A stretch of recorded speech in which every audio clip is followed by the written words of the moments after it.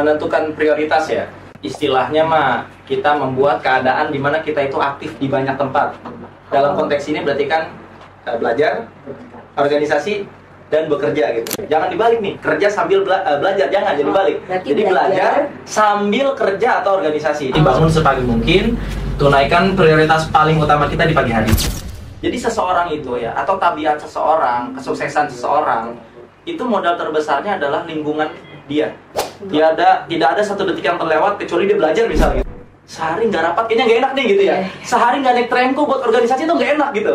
Sehari nggak ke tempat kerja tuh nggak enak gitu. Nah karena udah terlatih. Yang bagi li thalibil ilmi an yakuna tarkizuhu 'alal ilm. Illa idza kanat haibatul azhari hadiratan fi qalbihi.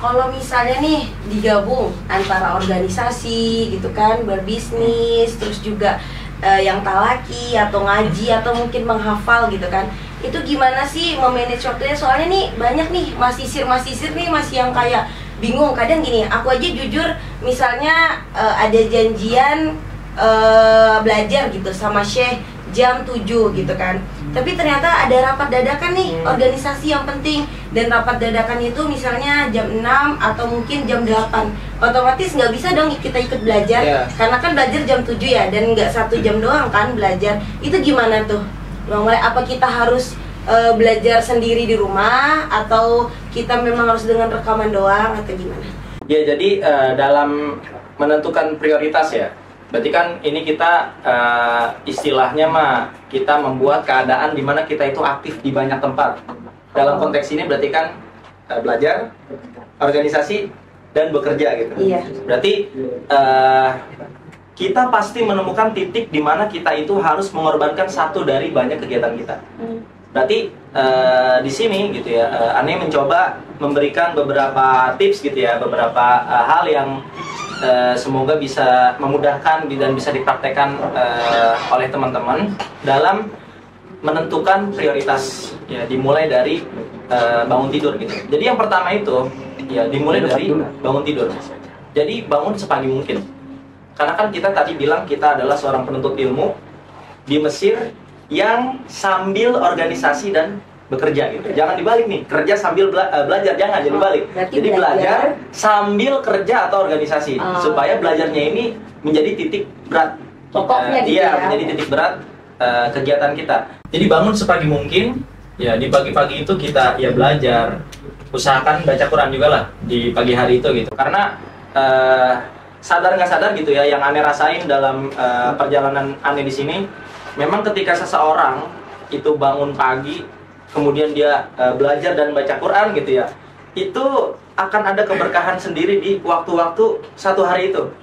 Gitu. Jadi keberkahan itu akan terasa ketika to-do list ya, to-do-nya nih itu nggak kerasa tiba-tiba selesai aja. Dalam satu hari itu lancar gitu, kayak kok nggak ada halangan gitu. Karena kita karena kita awali pagi kita dengan belajar dan baca Quran lah gitu istilahnya. Berarti kan kita mengutamakan kewajiban kita gitu. Itu yang pertama, berarti bangun sepagi mungkin, tunaikan prioritas paling utama kita di pagi hari.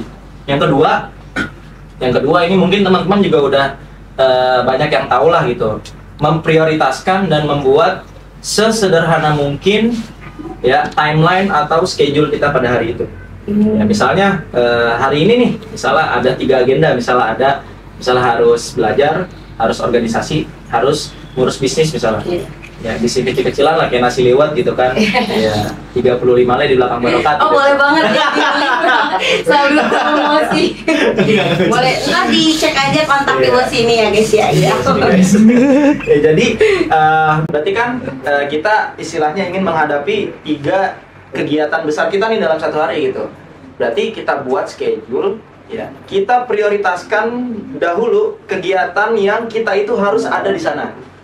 Misal rapat gitu ya. Kita misalnya anggaplah kita seorang ketua acara, ketua dari sebuah acara besar, rapat hari itu, terus bentrok sama belajar misalnya. kita lihat nih antara rapat sama belajar ini, kira-kira mana yang kita itu lebih dibutuhkan dalam kegiatan tersebut. Kalau dalam konteks ini kita bisa bilang kita sebagai ketua justru lebih dibutuhkan di rapat, gitu. Karena kan sebagai ketua ya masyhur lah atau diketahui oleh banyak orang lah gitu. Kita harus konsep, kita harus kontrol segala macam gitu. Berarti yang belajar ini kita delegasikan. Delegasikannya dengan apa? Rekaman. Ya, jadi ketika kita nggak mampu hadir belajar dalam satu hari itu, ya kita usahakan kalau memang belajar itu sama kakak kelas izin. Kalau sama saya juga sama, apalagi gitu ya harus izin. Kenapa? Supaya gurunya ini nggak nyariin kita dan nggak lost respect sama kita. Jadi istilahnya kita itu hadir meskipun cuman izin gitu. Jadi izin tuh kayak istilahnya ya pengganti hadir lah gitu ya. Jadi kita tetap hadir di hati guru kita dan kita nggak goib gitu pada hari itu. Itu yang kedua gitu. Kemudian yang ketiga, yang terakhir, kita ketika memang ingin benar-benar terjun ke dunia kerja, ke dunia organisasi, itu usahakan memiliki niat untuk membantu orang lain. Kenapa? Karena ketika kita memiliki niat yang macam-macam, misalnya gitu, oh aneh pengen oprek, misalnya ada panitia apa misalnya, aneh ikut, tapi aneh supaya nambah followers doang nih gitu. Ya misalnya, atau supaya aneh nggak kesepian nih, ada cewek-cewek ngechat aneh. Nah, itu niatnya udah nggak benar tuh. Nggak benar itu ya? Nggak benar dong. Karena kalau niat dia udah kayak gitu tuh, berarti dia akan lupa untuk mengembangkan diri dia di wadah itu. Iya benar-benar. Ya, ntar misalnya dia berniat supaya followersnya banyak misalnya, nggak ada yang follow dia, ntar kualitas dia dalam berkhidmah di wadah itu akan berkurang dong otomatis. Nah, tapi kan kalau dia berniat ingin membantu orang banyak, baik di organisasi atau di kerjaan dia, itu otomatis apapun iming-iming yang akan diberi, kita nggak, ya artinya kita nggak akan terganggu gitu, tidak akan tergoda. Kenapa? Karena kita berniat ingin membantu hajat banyak orang. Aneh jadi ingat nasihat gitu, salah satu syekh gitu. Ini juga yang menjadi pegangan aneh dalam berorganisasi gitu. Bahasa Arab begini nih. Kita pakai bahasa Arab ya, biar rada kredit gitu. Iya, boleh banget. Masih biar nggak ideal banget ya. Nggak dikira nggak bisa bahasa Arab gitu ya. Takutnya kita nggak dikira nggak bisa bahasa Arab. Sayyidi bilang ini, idza sta'sabat 'alaika hajatun min hawaijika faqdi hawaijan nas. Hina idzin sayatawallallahu amra. Jadi kalau kamu ngerasa ya idza stas'abat gitu ya. Kalau kamu ngerasa diri kamu itu sulit menggapai cita-cita, sulit menunaikan hajat pribadi gitu, faqdi hawaijan nas gitu. Sekali-kali cobalah ya, penuhi hajat orang banyak. Hina idzin, pada saat kita membantu hajat banyak orang, sayatawallahu amra. Urusan-urusan ente itu akan otomatis dimudahkan oleh Allah gitu. Jadi kalau buat aneh ya, atau tips dari aneh itu 3 hal itu dipegang baik-baik dalam kegiatan apapun, terutama selama kita berada di Mesir gitu. Jadi kan tadi kan kita udah bahas tentang gimana perbedaan, memanage waktu juga. Nah sekarang aku mau nanya, kan kita hidup di Mesir itu banyak ya, maksudnya udah ketemu banyak orang nih, mungkin berbeda dengan Bang Male yang 2014 sampai sekarang 2024 yang benar-benar masih sir tuh. Kalau ke Darosa itu kayak semuanya masih share gitu. Iya, kampung Melayu ya. Iya, kampung Melayu gitu. Mini Ciputat ya. Boleh banget. Ya. Ya, jadi kayak apakah lingkungan itu tuh berpengaruh banget terhadap kita sebagai pelajar gitu, atau mungkin kayak kan ada nih orang yang tipenya bodo amat, kayak ya udah aku belajar aja sendiri, tapi ada mungkin orang yang tipenya kok aku nggak diajak ya belajar kayak gitu, jadi aku males. Terus ada juga mungkin tipe orang yang kayak temen aku sibuk organisasi, apa aku harus sibuk organisasi juga, terus belajar aku gimana? Nah itu gimana tuh? Ya, jadi circle ya istilahnya ya, atau lingkungan atau biah itu memang sebuah modal terbesar bagi siapapun lah yang ingin mengembangkan dirinya gitu. Jadi ada ungkapan almar'u ala dini khalilihi. Jadi seseorang itu ya, atau tabiat seseorang, kesuksesan seseorang itu modal terbesarnya adalah lingkungan dia itu, atau orang-orang terdekat di dalam kehidupan dia. Ani pernah baca buku ya, nama bukunya itu Bicara Itu Ada Seninya. Jadi di buku itu dikatakan bahwasannya 6-12 orang terdekat dalam kehidupan kamu itu akan menjadi faktor terbesar kesuksesan kamu. Jadi 6-12 ini bukan berarti kalau orang yang nggak punya teman 6-12 gitu, atau punya teman cuma 5 nggak sukses, bukan. Ini angka majazi lah gitu, angka yang sifatnya itu majaz lah. Dalam artian orang-orang terdekat kita itu sangat mempengaruhi bagaimana kehidupan kita ke depan. Kalau kita misalnya pengen menjadi organisator hebat, ya silahkan cari rumah atau cari lingkungan yang mendukung kita untuk hal itu. Ya kalau dalam konteks masisir gitu, berarti kan tolib ya, berarti kalau ingin menjadi seorang masisir yang ideal gitu ya, berarti usahakan cari lingkungan yang setiap hari atau setiap detiknya itu mengingatkan kita pada prioritas kita, yaitu belajar gitu. Karena ketika kita sudah bercampur dalam satu rumah, di rumah itu misalnya isinya adalah orang-orang yang misalnya nggak terlalu antusias belajar, organisasi juga enggak, kerja juga enggak, sadar nggak sadar kita akan tertular. Ya tertular, karena kan kita setiap hari ngelihat, oh ternyata dia kayak gini, akhirnya kita ngikut, ya kan? Oh ternyata dia kayak gitu, kita nanti ada, oh kayaknya gue kayak gitu deh. Jadi bakal ikut gitu, bakal ikutan apa yang dia lakuin, sadar dan nggak sadar gitu. Begitu juga ketika kita punya lingkungan rumah yang baik. Kita lagi malas misalnya nih, kita punya teman kamar yang ngambis gitu ya, tidak ada satu detik yang terlewat kecuali dia belajar misalnya gitu. Kayak antum ya? Iya, wah enggak juga gitu kan. Aneh bengong dikit main ML gitu. Bengong dikit login gitu. Skin apa tuh? Ya, skin. Ya, jadi misalnya kita lagi futur gitu ya. Futur gitu. Futur dalam arti kita lagi lemah-lemahnya gitu. Terus punya teman yang ngambis gitu, punya teman yang rajin belajar. Kalau kita ngelihat dia gitu, wah, ini anak rajin nih gitu. Otomatis kita akan tersentil lah, kok gue nggak rajin sih gitu, kok gue nggak kayak dia, padahal kan istilahnya gue sama kayak dia, sama-sama dari Indonesia, sama-sama berkehidupan cukup, sama-sama makannya nasi gitu, sama-sama punya skin ML gitu misalnya. Ya pokoknya kenapa kok gue nggak bisa gitu, itu akan berkecamuk di kepala kita yang akhirnya akan menggerakkan kita buat belajar. Ya, kalau kita serumah sama orang yang punya positive vibes gitu. Dan seterusnya, intinya lingkungan itu harga mati lah untuk seseorang yang ingin membangun karirnya. Cari lingkungan setepat mungkin ya untuk sebagai penopang utama karir kita gitu. Oke. Mulai udah agak panas ya, udah kayak berasa banget gitu kan. Minum dulu kali ya. Iya, boleh banget. Nah, dari tadi kan kita udah dapet nih dagingnya gitu kan, dari Bang Mole ini kayak dari tadi kayak daging gitu kan, apa aja manage segala macam gitu.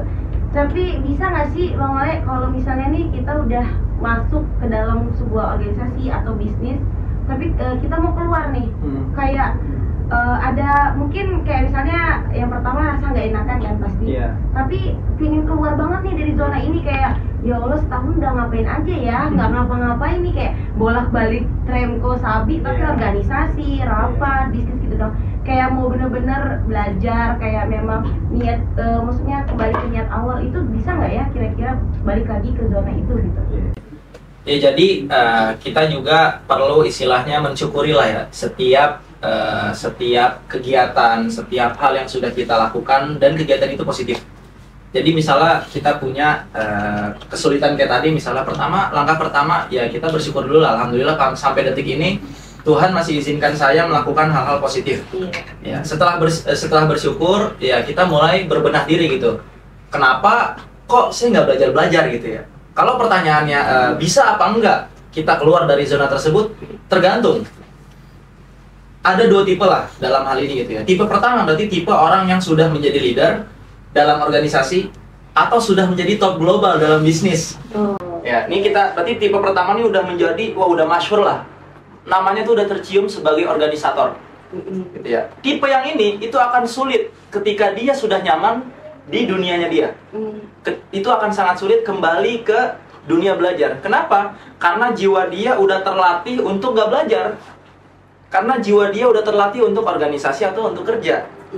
Jadi kita nggak bisa membohongi jiwa kita. Jadi jiwa kita itu akan terlatih melakukan sesuatu berkali-kali terus menerus.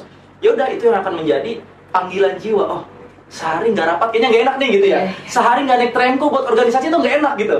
Sehari nggak ke tempat kerja tuh nggak enak gitu. Nah, karena udah terlatih. Nah, berarti orang yang pertama ini sulit. ya sulit untuk kembali. Adapun orang yang kedua, berarti tipe yang sekedar coba-coba aja gitu. Misalnya sekedar oprek setahun, itu pun setahun ya coba-coba aja lah, atau sekedar atau sekedar jadi panitia apa yang sifatnya itu temporer gitu, nanti habis dalam waktu sebulan, atau ya yang jelas dia cuma sekedar nyoba. Itu insya Allah dia akan lebih cepat beradaptasi. Nah, dari dua jenis ini nggak ada yang mustahil ya. Dua-duanya sangat bisa, atau dalam artian berpotensi untuk kembali ke prioritas dia dalam belajar. Ya, dua-duanya sangat bisa. Yang jelas ketika sudah memutuskan untuk keluar dari bidang yang tadi, yang istilahnya kaitannya dengan ilmu itu sedikit, ya hal pertama adalah tadi apa? Kita cobalah. Kita jangan jadi denial gitu ya. Anak yang denial gitu ya. Kita coba ketuk hati nurani kita gitu. Emang bener ya, gue diutus jauh dari rumah untuk terbang ke Al-Azhar itu untuk melakukan hal-hal ini. Itu yang pertama. Terus coba tanyakan kepada diri sendiri lagi. Emangnya benar Al-Azhar itu menitik beratkan fokusnya itu ke hal-hal yang udah gue lakuin barusan di dunia organisasi atau di dunia kerja atau yang di luar belajar gitu. Doang ya, bukan nggak bagus, tapi kalau doang juga kurang baik. Terus yang ketiga, coba tanyakan kepada diri sendiri lagi, apakah benar Al-Azhar itu mengirim kita untuk mencari uang di sini gitu. Setelah itu semua sudah ditanyakan dan hati nurani sudah menjawab, cobalah mulai berubah. Karena istilahnya muhasabah tanpa berubah ya sia-sia juga gitu kan, nggak ada pergerakan gitu. Jadi insya Allah dia itu akan tetap akan bisa menemukan jalur dia sendiri dalam belajar. Dan kalau dia merasa sudah telat gitu, coba sekali-sekali ingat kisahnya Syekh Khalid Azhari. Gimana tuh? Jadi beliau itu adalah seorang merbot di Masjid Al-Azhar. Ya, jadi suatu ketika beliau itu ditugaskan untuk menyalakan lampu di ruak-ruak gitu kan. Ketika menyalakan lampu, beliau nggak sengaja menumpahkan apinya ke buku salah satu seorang tolib. Akhirnya bukunya kebakar tuh. Si tolib yang punya bukunya ini marah-marah. Wahai orang tua, seandainya kamu tahu buku ini isinya ilmu, kamu akan lebih hati-hati dalam menuangkan obor gitu. Akhirnya beliau memutuskan untuk keluar dari pekerjaannya. Beliau meminta gajinya pada bulan itu, kalau nggak salah cuman berapa dirham gitu, 8 dirham atau 8 pon lah gitu, pokoknya kecil lah. Akhirnya uangnya diberikan kepada tolib itu untuk mengganti bukunya. Pada saat itu Imam Khalid Azhari gitu ya, atau Syekh Khalid Azhari memutuskan untuk menghabiskan waktunya untuk belajar. Dan terbukti ketika beliau sudah meninggal, sudah wafat, beliau harum namanya sebagai imam di ilmu nahwu. Masya Allah. Jadi itu beliau baru mulai belajar itu berumur 36 tahun. Sangat tua. Sangat ya. Sangat tua ya. Sangat tua untuk seseorang yang baru mulai belajar. Nah, dan yang paling penting lagi gitu ya dalam perjalanan belajar kita gitu, kita harus mengkhususkan fokus kita itu untuk menuntut ilmu gitu. Jadi aneh ngutip satu nasihat lagi nih ya dari Syekh Fauzi gitu. Jadi beliau bilang yanbaghi li thalibil ilmi an yakuna tarkizuhu 'alal ilm illa idza kanat haibatul azhari hadiratan fi qalbihi. Jadi beliau bilang seorang penuntut ilmu itu usahakan ya fokusnya itu hanya kepada satu hal, yaitu belajar. Dan orang itu akan sulit fokus dalam belajar ya ketika dia belum bisa meletakkan wibawa azhar di dalam hatinya.